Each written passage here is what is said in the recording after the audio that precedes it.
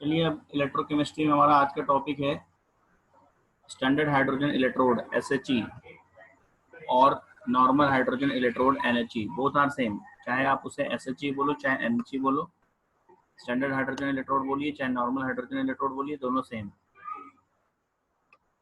तो SHE या standard hydrogen electrode है क्या बेसिकली?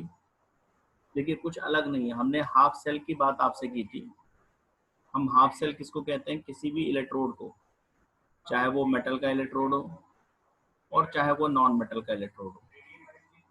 किसी मेटालिक इलेक्ट्रोड को या किसी नॉन मेटालिक इलेक्ट्रोड को जब आप उस इलेक्ट्रोड के करस्पॉन्डिंग आयंस वाले इलेक्ट्रोलिटिक सॉल्यूशन में इमर्स कर देंगे, डिप कर देंगे, तो this arrangement will be a half cell.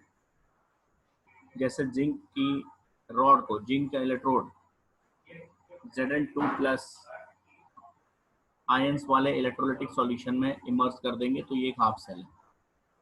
Copper का इलेक्ट्रोड एक ऐसे इलेक्ट्रोलिटिक सॉल्यूशन में जिसमें कॉपर आयंस प्रेजेंट हो, उसमें डिप कर देंगे तो ये अरेंजमेंट एक हाफ सेल है।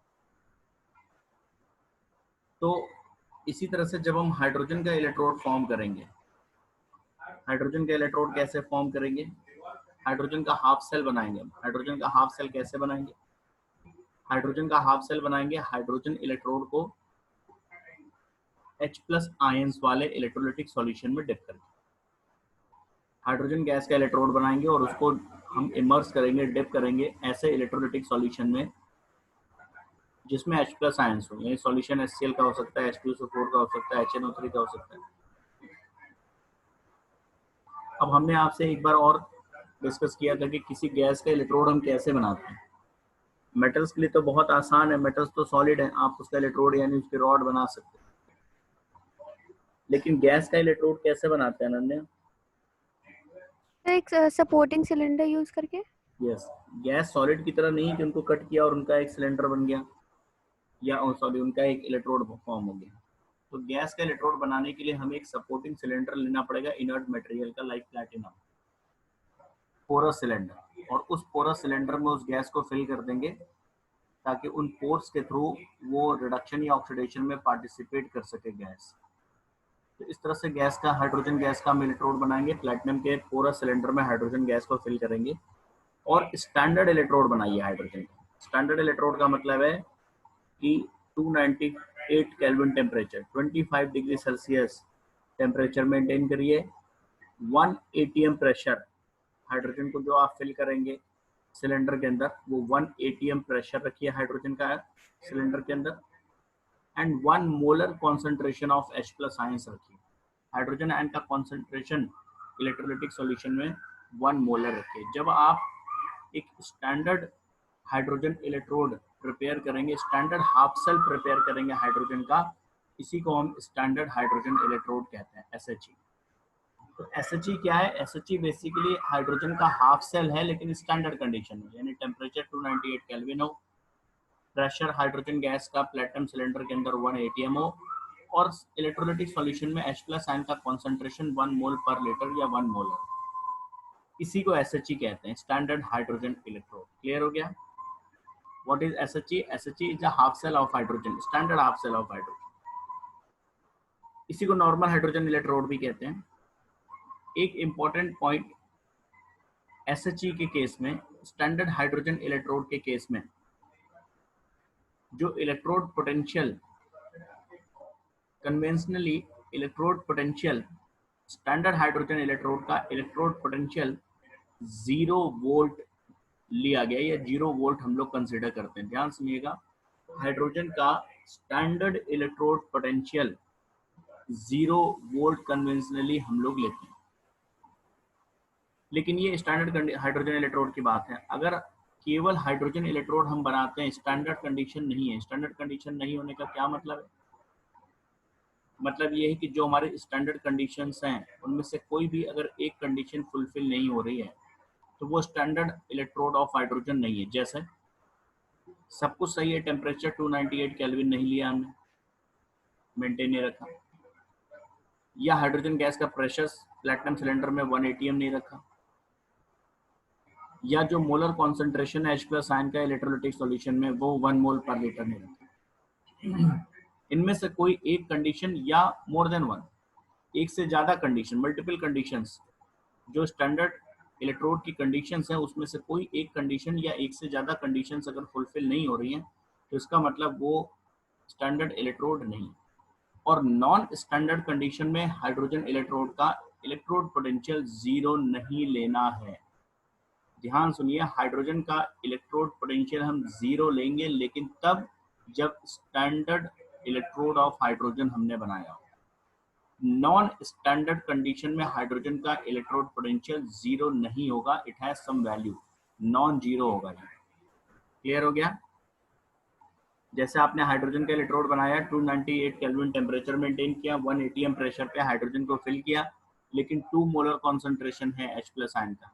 H प्लस आयन का जो इलेक्ट्रोलिटिक सॉल्यूशन में कॉन्सेंट्रेशन इट इज 2 मोलर। तो ये नॉन स्टैंडर्ड इलेक्ट्रोड आपने बनाया, तो इसका इलेक्ट्रोड पोटेंशियल जीरो नहीं करना है। ठीक है, क्लियर हो गया? Yes sir. अब यहाँ पर देखिए मैंने क्या लिखा हुआ है, ये standard electrode potential of hydrogen है, ई नॉट लगाया है, ये जीरो है। लेकिन यहाँ क्या लिखा हुआ है, ई of H plus oblique H, not नहीं लगाया। नॉट नहीं लगाने का मतलब है कि ये स्टैंडर्ड नहीं है।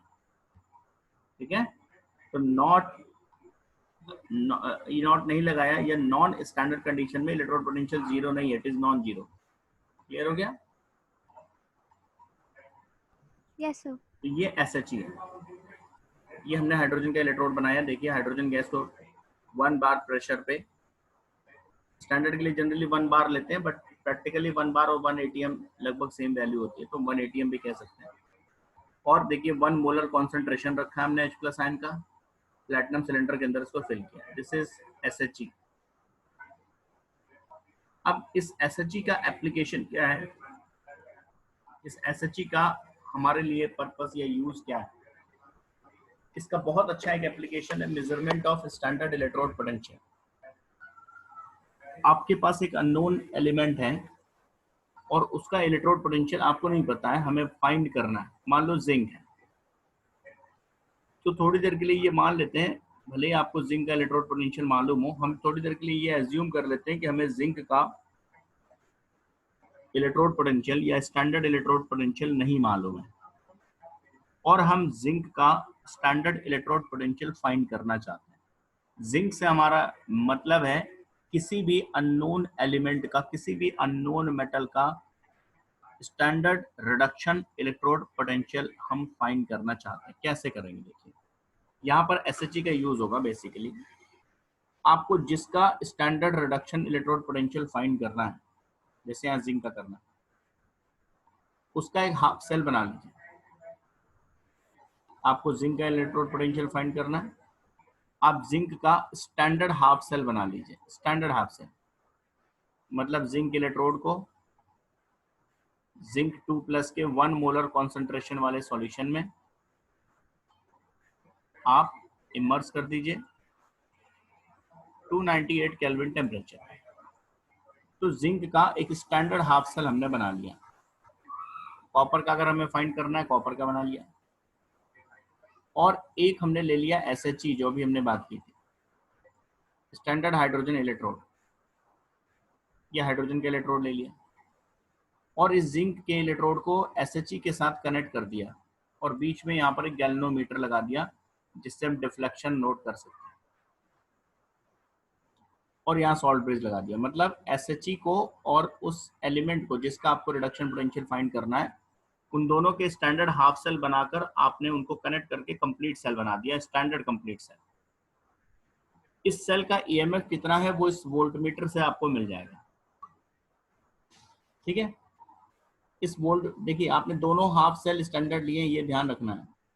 इस हाफ सेल को भी स्टैंडर्ड बनाना है, मतलब स्टैंडर्ड की कंडीशंस फुलफिल करनी है, जिंक एंड 1 मोलर कॉन्सेंट्रेशन में ही लेना है। और ये जो हाइड्रोजन का इलेक्ट्रोड आपने बनाया, इसे भी आपको स्टैंडर्ड कंडीशन में ही लेना है। ये दोनों इलेक्ट्रोड आपने स्टैंडर्ड कंडीशन में ले लिए, और गैल्वेनो इनको कनेक्ट कर दिया वायर्स के थ्रू, जैसे हम कंप्लीट सेल बनाते हैं, और सॉल्ट ब्रिज के थ्रू, और एक गैल्वेनोमीटर लगा के या वोल्टमीटर लगा के हमने इसका डिफ्लेक्शन नोट कर लिया, या इस सेल का EMF नोट कर लेंगे। EMF का क्या फॉर्मूला है? स्टैंडर्ड EMF का स्टैंडर्ड ईएमएफ का क्या फॉर्मूला है? E cathode minus E anode. तो ईएमएफ ऑफ सेल या स्टैंडर्ड ईएमएफ ऑफ सेल का फॉर्मूला है E naught of cathode minus E naught of anode. जो भी इस सेल को हमने बनाया है, इस सेल को कैसे बनाया है? जिस इलेक्ट्रोड का हमें स्टैंडर्ड इलेक्ट्रोड पोटेंशियल फाइंड करना था, एक उसका हाफ सेल और एक हाइड्रोजन का हाफ सेल स्टैंडर्ड। अब ये जो वैल्यू है आपको ईएमएफ ऑफ सेल, ये गैल्वेनोमीटर की रीडिंग से मिल जाएगा। मान लीजिए गैल्वेनोमीटर का डिफ्लेक्शन 1.16 वोल्ट है, ठीक है, तो ये आपको गैल्वेनोमीटर से मिल गया या वोल्टमीटर से। इन दोनों में से कोई एक हाइड्रोजन होगा। मान लीजिए जो आपने सेल बनाया है उसमें हाइड्रोजन कैथोड है। थोड़ी देर के लिए मान लेते हैं कि जो आपने सेल प्रिपेयर किया था उसमें SHE कैथोड का रोल प्ले कर रहा है। आपको पता है कि स्टैंडर्ड कंडीशन में हाइड्रोजन का इलेक्ट्रोड पोटेंशियल कितना होता है? 0। तो ये टर्म 0 हो जाएगा। इसका मतलब minus of electrode potential of electrode is equal to 1.16 volt. इसका मतलब यहां से E naught standard electrode potential of anode या जिंक वो क्लियर हो गया माइनस 1.16 वोल्ट। समझ में आ गया?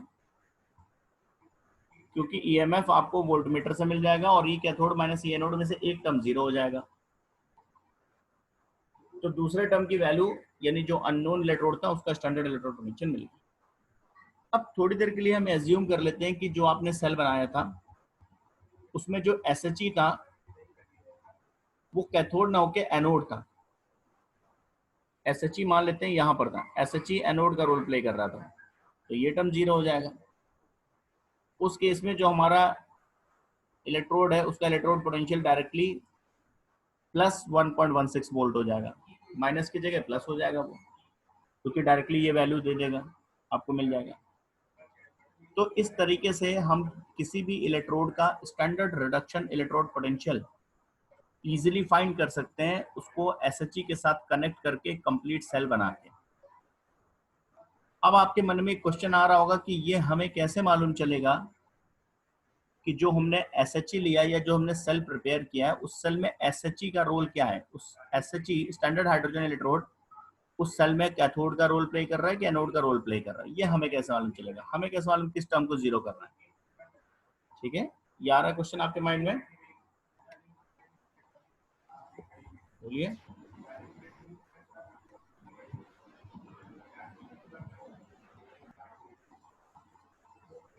ये क्वेश्चन आया कि नहीं आया आपके माइंड में? Yes sir. मेथड तो ये बहुत आसान है, लेकिन हमें कैसे मालूम चलेगा कि हमें ई नॉट ऑफ कैथोड 0 करना है या ई नॉट ऑफ एनोड 0 करना है, या हाइड्रोजन इलेक्ट्रोड यहाँ पर कैथोड है या एनोड है, ये कैसे मालूम चलेगा? ठीक है, देखिए ये मालूम ऐसे चलेगा कि जब आप कंप्लीट सेल बनाएंगे तो उसमें गैल्वेनोमीटर आप लगा रहे हैं डिफ्लेक्शन नोट करने के लिए या ईएमएफ नोट करने के लिए। जो हम गैल्वेनोमीटर लगा रहे हैं उस गैल्वेनोमीटर के भी प्लस और माइनस एंड्स होंगे। गैल्वेनोमीटर डिफ्लेक्शन तभी शो करेगा जब वो प्रॉपर कनेक्टेड हो, यानी जब उसके कनेक्शन को आपने प्रॉपर किया हो। प्रॉपर कनेक्शन का मतलब है जब गैल्वेनोमीटर का पॉजिटिव एंड पॉजिटिव इलेक्ट्रोड के साथ कनेक्टेड हो और गैल्वेनोमीटर का जो निगेटिव एंड है वो निगेटिव इलेक्ट्रोड के साथ आपने कनेक्ट किया हो, तभी वो रीडिंग शो करेगा। तो जब वो रीडिंग शो कर रहा है, पहली बात तो गलत कनेक्शन में रीडिंग ही नहीं देगा वो। अगर रीडिंग वो शो कर रहा है तो आप समझ जाएंगे आपने इसका मतलब कनेक्शन प्रॉपर किया, और कनेक्शन प्रॉपर किया है तो इसका मतलब ये देख लो कि जो इस समय गैल्वेनोमीटर का पॉजिटिव एंड किसके साथ कनेक्टेड है। जिस इलेक्ट्रोड के साथ पॉजिटिव एंड को आपने कनेक्ट कर रखा है, इट मींस ये इलेक्ट्रोड भी पॉजिटिव है। और इलेक्ट्रोकेमिकल सेल में पॉजिटिव इलेक्ट्रोड कौन सा होता है, कैथोड या एनोड? इलेक्ट्रोकेमिकल पॉजिटिव इलेक्ट्रोड कौन सा होता है? Cathode sir. कैथोड। तो आप समझ जाएंगे ये कैथोड है। अगर मान लो इस एंड को पॉजिटिव एंड को आपने SHE के साथ कनेक्ट कर रखा है तो समझ जाओगे SHE यहाँ पर कैथोड है, ठीक है ना? तो ये फाइंड करने के लिए कि यहाँ पर जो जिंक इलेक्ट्रोड था या जो भी अननोन इलेक्ट्रोड था वो क्या है और SHE क्या है, ये बहुत आसान है। गैल्वेनोमीटर रीडिंग ही तभी शो करेगा जब आपने उसको प्रॉपरली कनेक्ट कर रखा होगा। उसके पॉजिटिव इलेक्ट्रोड, उसके पॉजिटिव टर्मिनल को पॉजिटिव इलेक्ट्रोड से, नेगेटिव टर्मिनल को नेगेटिव इलेक्ट्रोड से। और नेगेटिव इलेक्ट्रोड मतलब वो एनोड हो गया, पॉजिटिव इलेक्ट्रोड मतलब वो कैथोड हो गया। आपको क्लियर पता चल जाएगा कि इस समय कौन एनोड है कौन कैथोड। जब सेल वर्क कर रहा है तो कौन कैथोड है कौन एनोड है, इजी क्लियर हो गया। कैथोड या एनोड में से एक टर्म जीरो हो जाएगा क्योंकि वो SHE है, स्टैंडर्ड हाइड्रोजन इलेक्ट्रोड है। इस तरह से आपको दूसरे इलेक्ट्रोड का स्टैंडर्ड रिडक्शन इलेक्ट्रोड पोटेंशियल मिल जाएगा। क्लियर हो गया ये पूरा method, measurement of standard reduction electrode potential. ठीक है, यस सर। अलीना जरा पढ़ो यहाँ से कैसे फाइंड करते हैं। सर वो पूरा मेथड, हाँ कैसे फाइंड करना है जरा पढ़िए, जो भी मैंने समझाया है। to determine the electrode potential of any electrode, a cell is set up using this electrode as one of the electrodes, and the second electrode is the standard hydrogen electrode. The EMF of the cell is measured as the EMF of the cell is the sum of the oxidation potential of the electrode where oxidation takes place and the reduction potential of the electrode where reduction takes place, and one of the electrodes involved is the standard hydrogen electrode for which the electrode potential is taken as 0. EMF of the cell will directly give the electrode potential of the electrode under investigation. The direction of the flow of current further indicates whether oxidation takes place or the reduction takes place on the electrode under investigation with respect to the hydrogen electrode. A reading on the voltmeter will be obtained only if the positive terminal of the voltmeter has been connected to the positive electrode, that is, on which reduction occurs, and the negative terminal to the negative electrode, that is, on which oxidation occurs. Accordingly, the electrode potential is termed as oxidation potential or reduction potential. ठीक है, तो इस तरह से आप electrode potential unknown का find करेंगे। Clear हो गया पूरा? Yes, sir. Next topic is electrochemical series, most important. तो अब आपने क्या किया कि जब आपको स्टैंडर्ड इलेक्ट्रोड पोटेंशियल फाइंड करना आ गया तो आपने जितने एलिमेंट्स थे आपके पास नोन थे, zinc, copper, silver, cadmium, strontium, magnesium, aluminium, lithium, even non metals, bromine, hydrogen, chlorine, fluorine, इन सब के स्टैंडर्ड हाफ सेल्स बनाए, तैयार किए और SHE के साथ कनेक्ट कर करके आपने सबके स्टैंडर्ड रिडक्शन इलेक्ट्रोड पोटेंशियल्स को फाइंड कर दिया। जब इन सभी एलिमेंट्स को, जिनके भी SREPs आपको मिल गए, स्टैंडर्ड रिडक्शन इलेक्ट्रोड पोटेंशियल्स, इन एलिमेंट्स को जब इनके SREP के ऑर्डर में अरेंज कर लेंगे, SREP के आइदर इंक्रीजिंग ऑर्डर में या SREP के डिक्रीजिंग ऑर्डर, चाहे आप SREP के इंक्रीजिंग ऑर्डर में अरेंज करिए और चाहे आप SREP के इंक्रीजिंग ऑर्डर, कोई भी एक सिस्टमैटिक ऑर्डर फॉलो करना हो। तो जैसे आप सिस्टमैटिकली अरेंज कर लेंगे गिवन एलिमेंट्स को in either increasing order of their SREPs और decreasing order of their SREPs, then this arrangement is known as electrochemical series of the given elements. जितने एलिमेंट्स का आपको SREP मालूम है उतने एलिमेंट्स को उनके SREP मतलब स्टैंडर्ड रिडक्शन इलेक्ट्रोड पोटेंशियल के इंक्रीजिंग या डिक्रीजिंग ऑर्डर में अरेंज कर लीजिए। उस अरेंजमेंट को इलेक्ट्रोकेमिकल सीरीज कहते हैं। आपको 5 एलिमेंट्स का SREP पता है, 5 एलिमेंट्स को अरेंज कर लीजिए, वो उन 5 एलिमेंट्स का इलेक्ट्रोकेमिकल सीरीज होगा। आपको 50 एलिमेंट्स का इलेक्ट्रोड पोटेंशियल गिवन है, आप उन 50 एलिमेंट्स को उनके SREP के ऑर्डर में अरेंज कर लीजिए, वो उन 50 एलिमेंट्स का इलेक्ट्रोकेमिकल सीरीज होगा। क्लियर हो गया? What is electrochemical series? Electrochemical series is the arrangement of different metals and non-metals in increasing order of their standard reduction electrode potential. Even यहाँ पर हम कह रहे हैं कि ये increasing या decreasing कुछ भी हो सकता है। कोई एक systematic order आपको follow करना है, वो चाहे आप increasing ले लो चाहे decreasing ले लो। किसी बुक में increasing होगा, किसी बुक में decreasing होगा, ठीक है? ये फर्क नहीं पड़ता है, बस एक systematic pattern दिखना चाहिए। एक एग्जाम्पल के लिए मैंने यहाँ आपको 4 एलिमेंट्स के SREPs दे रखे हैं। अगर इन 4 एलिमेंट्स का इलेक्ट्रोकेमिकल सीरीज बनाना हो तो क्या करेंगे? इन एलिमेंट्स को देखिए और बताइए इनका इलेक्ट्रोकेमिकल सीरीज कैसे बनेगा। मान लेते हैं हम इंक्रीजिंग ऑर्डर में बनाते हैं। तो एलिमेंट ए का एसआर, अच्छा पहली चीज तो ये देखिए कि क्या ए बी सी और डी इन सब का रिडक्शन पोटेंशियल ही मैंने आपको दिया है कि ऑक्सीडेशन पोटेंशियल दिया है किसी ने, ठीक है ना। सिंबल मैंने बताया था, अगर आयन ऑब्लिक एलिमेंट है तो इसका मतलब वो कौन सा पोटेंशियल है, रिडक्शन। तो ये चीज पहले कंफर्म करिए। तो देखिए क्या सबका रिडक्शन पोटेंशियल ही आपके पास है, क्योंकि अगर किसी का ऑक्सीडेशन पोटेंशियल देंगे तो उसको आपको चेंज करना पड़ेगा, क्योंकि सबको जब हमें अरेंज करेंगे इंक्रीजिंग ऑर्डर में तो सबके एसआर ईपीजी यूज करने, ये नहीं किसी का एसआर ईपी किसी का ऑक्सीडेशन पोटेंशियल यूज करेंगे तो नहीं चलेगा। तो पहले ये इंश्योर करिए कि क्या सारे रिडक्शन पोटेंशियल ही गिवन है आपको।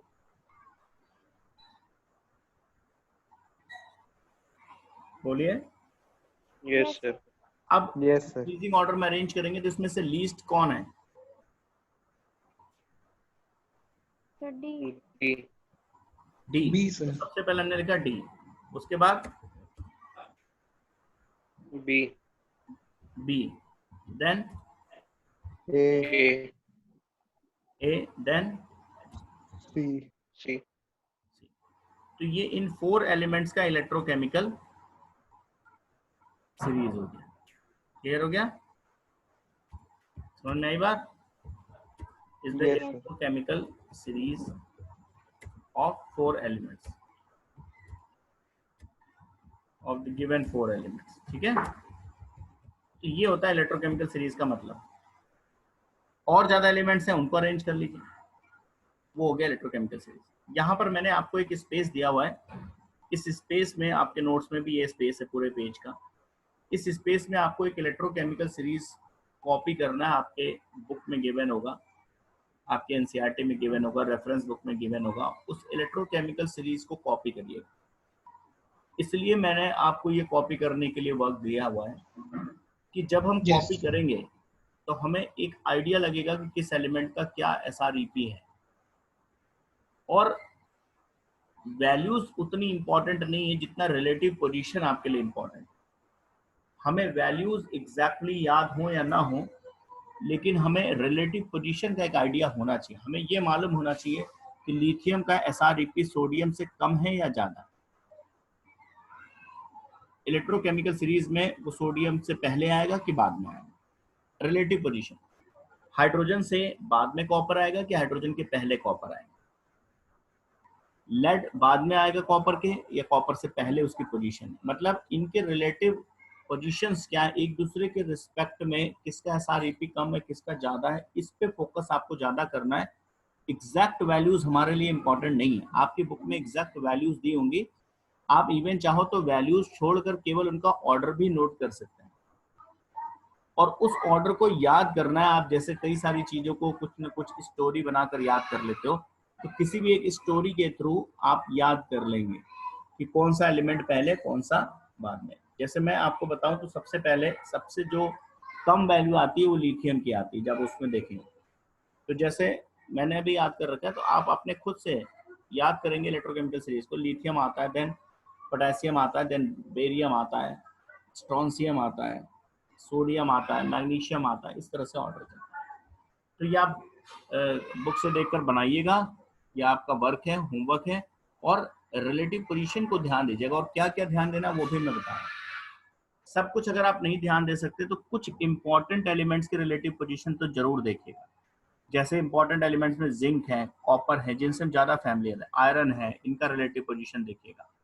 हाइड्रोजन देखिएगा, कॉपर देखिएगा, और हेलोजेंस को देखिएगा, नॉन मेटल्स, उसी में मेटल नॉन मेटल सबका सीरीज होगा, तो हेलोजेंस में देखिएगा जरा क्लोरीन की position, chlorine, fluorine, bromine, iodine, इन 4 हेलोजेंस का रिलेटिव ऑर्डर देखिएगा, किसका एसआरईपी कम है किसका ज्यादा है। ये सारे जरूर फोकस करिएगा, ठीक है। अब एप्लीकेशन पे आते हैं, ये इलेक्ट्रोकेमिकल सीरीज हमारे लिए किस काम का।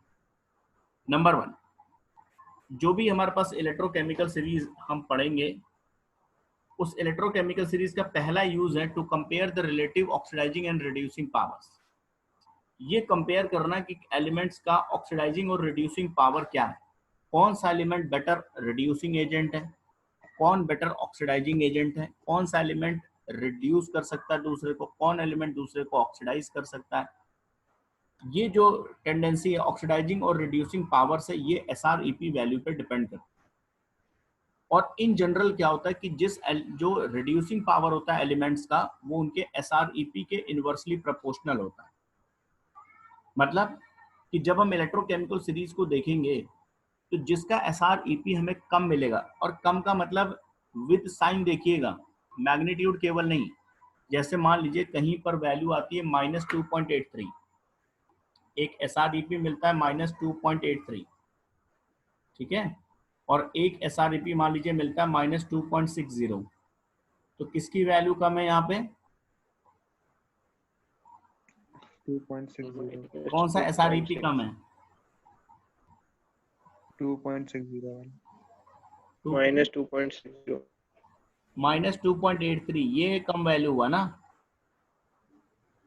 यही तो मैं कह रहा हूँ कि विद साइन देखिए, yes, इसके sir. साथ समझिएगा, -2.83 कम होगा।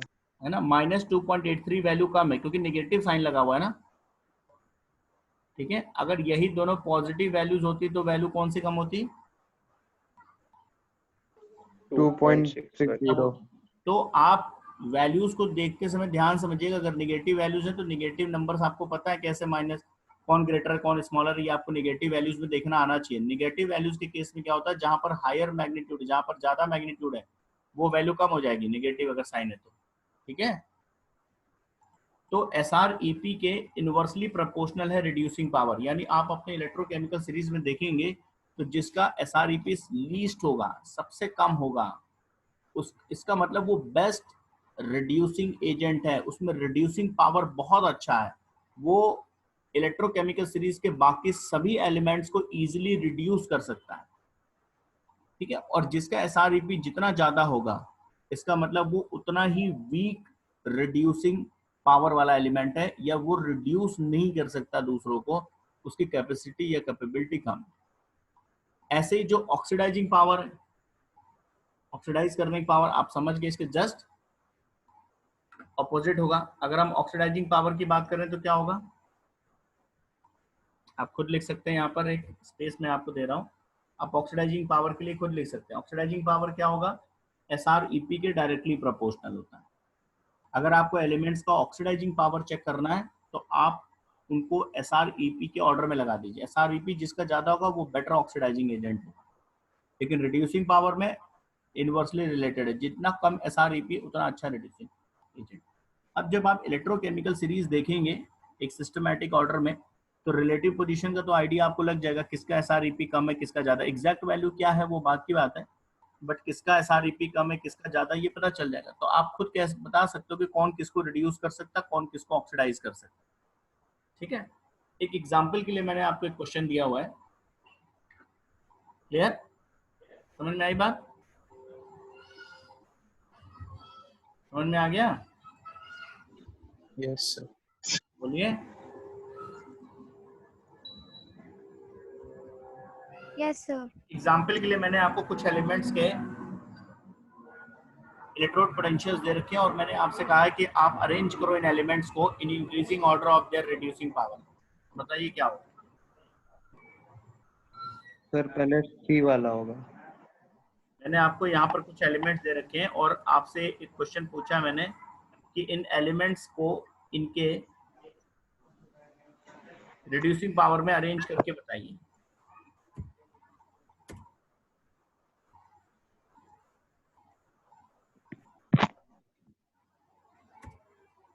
बताइए। सर C वाला होगा। सर सबसे पहले B होगा। सबसे कम मतलब है ना? यस सर, सबसे कम B होगा। सबसे कम B होगा, देन फिर सर C, फिर A और फिर D।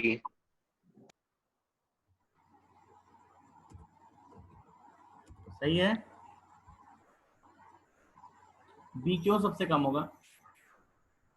सर क्योंकि उसका वो ऑक्सीडाइजिंग वाला दे रखा है, ऑक्सीडेशन पोटेंशियल, हाँ, तो रिडक्शन पोटेंशियल। किसी भी क्वेश्चन को जब आप करते हैं तो सबसे पहले ये देखिए, क्योंकि कंपैरिजन आप किसी का तब कर सकते हैं जब वो सेम प्लेटफॉर्म पे हो, यानी किसी का ऑक्सीडेशन पोटेंशियल किसी का रिडक्शन पोटेंशियल तो हम नहीं कर सकते, तो हमें क्या करना पड़ेगा, सबसे पहले सबको हमें ये इंश्योर करें कि क्या सबका हमें रिडक्शन पोटेंशियल ही दिया हुआ है।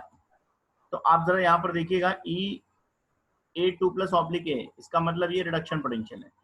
यहाँ पर देखेंगे तो B2 प्लस ऑब्लिक B, ये कौन सा पोटेंशियल है, B oblique oxidation B2 plus, तो कौन सा पोटेंशियल हुआ ये, ऑक्सीडेशन पोटेंशियल तो ये B का तो ऑक्सीडेशन पोटेंशियल दिया हुआ है ना, और C का रिडक्शन पोटेंशियल और D का। Reduction potential. तो अभी हम कैसे कंपेयर करें, इसका मतलब हमें पहले सबके रिडक्शन पोटेंशियल फाइंड करने होंगे। तो क्या सबका तो ठीक है, हम B का जो पोटेंशियल है B ऑब्लिक B2 प्लस जो लिखा है उसे B2 प्लस ऑब्लिक B कर लेंगे, और जब हम ये करेंगे तो हमें साइन क्या करना पड़ेगा, चेंज करना पड़ेगा ना। बात समझे, हमने आपको पढ़ाया था ना कि रिडक्शन पोटेंशियल और ऑक्सीडेशन पोटेंशियल्स का मैग्नीट्यूड सेम होता है। तो आप इसको जब चेंज करेंगे तो ये प्लस में आ जाएगा, जब इसका रिडक्शन पोटेंशियल फाइंड करेंगे, यहाँ पर चेंज करेंगे, ठीक है, यहाँ पर B2 प्लस ऑब्लिक B करेंगे नेक्स्ट लाइन में, तो ये प्लस हो जाएगा। अब कंपेयर करिए, अब ये -0.76 है, ये +0.80 है, ये +0.34 है, और ये -1.16। तो सबसे ज्यादा वैल्यू किसके पास है, किसका B के पास, सबसे ज्यादा है, B का सर। तो जिसका ज्यादा इनवर्स रिलेशन के अकॉर्डिंग उसका रिड्यूसिंग पावर सबसे कम होगा, है ना। यानी इसमें जो वीकेस्ट रिड्यूसिंग एजेंट है वो कौन है, सर B वाला। B1। क्लियर हो गया। फिर B से कम किसका है, C का, तो Yes, C sir. B से बेटर रिड्यूसिंग पावर होगा। फिर किसका है, A का है, -0.76 है, और A से सबसे कम D का है, -1.16 है।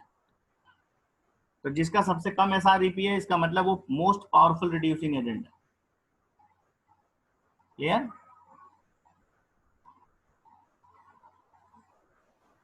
Yes, sir. क्वेश्चन आया कि नहीं समझ में आपको ये, ठीक है। देखिए Yes, sir. करना क्या है, सबसे पहले आप सबके SREP ही नोट करिए। अगर किसी का ऑक्सीडेशन पोटेंशियल दिया तो उसे चेंज करिए, और फिर आप देखिए कि SREP सबसे कम किसका, सबसे ज्यादा किसका। सेकंड एप्लीकेशन है to compare the relative activities of metals. Metals की रिलेटिव एक्टिविटी, ये कंपेयर करना कि कौन सा मेटल ज्यादा रिएक्टिव है, कौन सा मेटल कम रिएक्टिव है, इसको फाइंड करना। तो मेटालिक कैरेक्टर बेसिकली, तो मेटालिक कैरेक्टर जो होता है वो भी SREP के इनवर्सली प्रोपोर्शनल होता है। जिनका SREP सबसे कम होता है वो सबसे अच्छे मेटल होते हैं। किस सेंस में, इलेक्ट्रॉन लूज करने के सेंस में। ठीक है, लॉजिकली समझेंगे तो इसे रिलेट कर लेंगे। रिड्यूसिंग एजेंट कौन होगा, जिसका खुद का, जो रिड्यूसिंग एजेंट होते हैं उनका खुद का क्या होता है रिएक्शन, ऑक्सीडेशन। यानी एक अच्छा रिड्यूसिंग एजेंट कौन होगा, जो इजीली ऑक्सीडाइज हो जाए।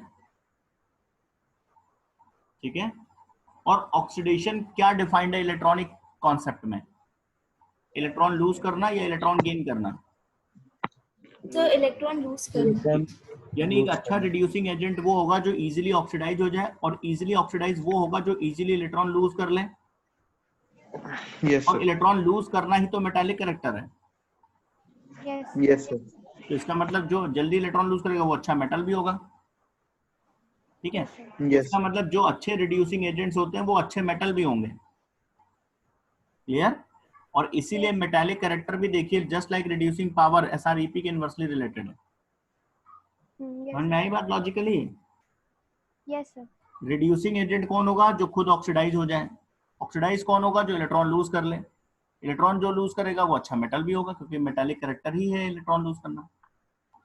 ठीक। Yes sir. तो अगर मान लीजिए वही क्वेश्चन मैं यहाँ पर देता हूँ आपको, और इसके just opposite non metallic character समझिए। अच्छा नॉन मेटल कौन होगा, जिसका SREP ज्यादा हो। SREP के डायरेक्टली प्रोपोर्शनल होगा नॉन मेटालिक कैरेक्टर। क्लियर। अब वही क्वेश्चन मान लीजिए मैं यहाँ पर देता हूँ और आपसे कहता हूँ कि इन एलिमेंट्स को इनके मेटालिक कैरेक्टर के ऑर्डर में अरेंज करो, तो कर लेंगे। अब आप जो रिड्यूसिंग पावर का आपने ऑर्डर लगाया वही मेटालिक कैरेक्टर का भी ऑर्डर होगा। Yes, sir. ठीक है, कोई प्रॉब्लम है? No sir.